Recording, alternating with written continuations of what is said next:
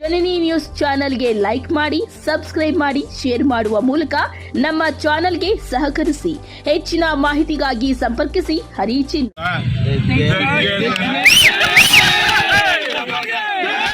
ಎಂಟನೇ ಸಾರಿ ನಮ್ಮ ಪ್ರಾಂತದ ಜನ ನನಗೆ ಓಟ್ ಹಾಕಿದ್ದಾರೆ. ಅದು ನನ್ನ ಮೇಲೆ ಆಗಲಿ, ನಮ್ಮ ತಂದೆಯವ್ರ ಹೆಸರು ಇವ್ರ ವಿರುದ್ಧ ಹೋದ್ರೆ ಏನಾಗ್ತದೆ ಗೊತ್ತಾಗಿದೆ. ಇವತ್ತಿನ ದಿವಸ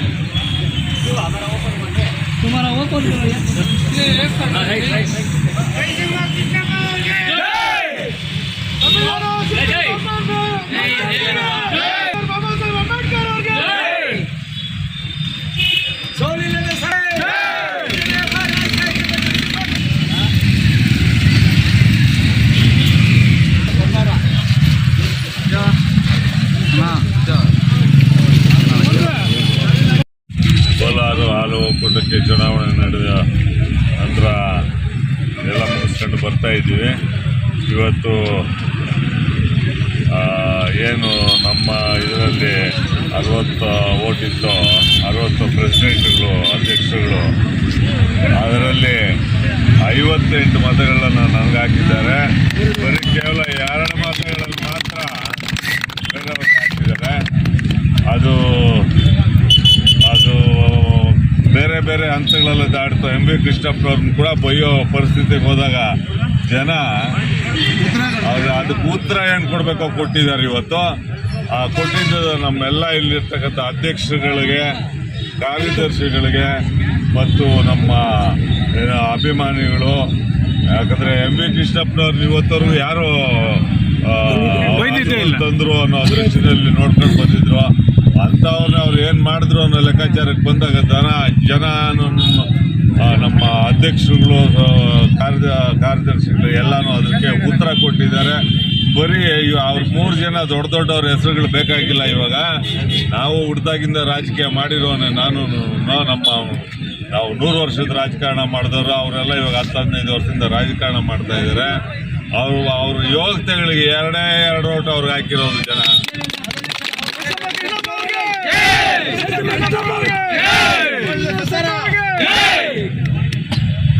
ప్రేమ చెప్తారు కదా ఆ సినిమా. ಜನನಿ ನ್ಯೂಸ್ಗೆ ಸ್ವಾಗತ. ಈ ಒಂದು ಮಾಹಿತಿ ನಿಮಗೆ ಇಷ್ಟ ಆದಲ್ಲಿ ದಯವಿಟ್ಟು ಲೈಕ್ ಮಾಡಿ, ಶೇರ್ ಮಾಡಿ, ಕಾಮೆಂಟ್ ಮಾಡಿ ತಿಳಿಸಿ. ಮುಂದಿನ ವಿಡಿಯೋ ನೋಟಿಫಿಕೇಶನ್ ನಿಮಗೆ ಬರಬೇಕು ಅಂದ್ರೆ ಬೆಲ್ ಬಟನ್ ಅನ್ನ ಕ್ಲಿಕ್ ಮಾಡಿ.